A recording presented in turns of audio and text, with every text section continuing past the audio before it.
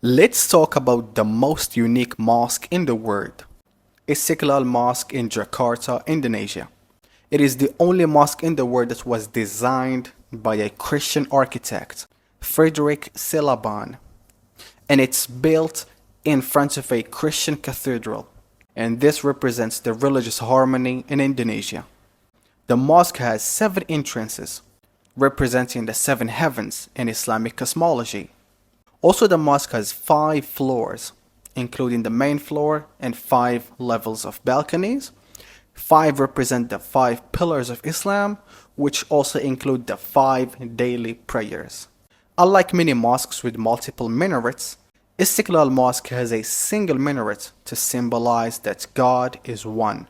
It also stands tall at 66.66 meters, representing the number of verses in Quran, which is 6,666. The stainless steel pinnacle on top is 30 centimeters long, symbolizing the 30 juz of the Quran. Istiqlal Mosque is the largest mosque in Southeast Asia and the 9th largest in the world in terms of worship capacity. It can accommodate up to 200,000 worshippers, especially in Ramadan and Eid. Istiqlal Mosque's design is so unique that there are no doors or windows, except the entrance doors.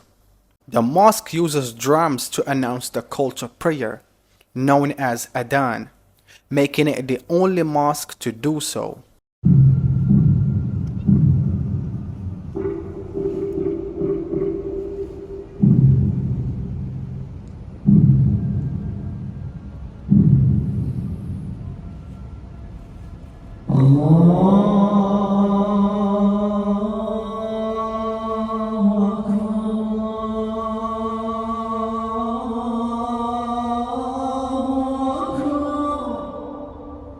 And lastly, the main prayer hall is covered by a large spherical dome with a diameter of 45 meters.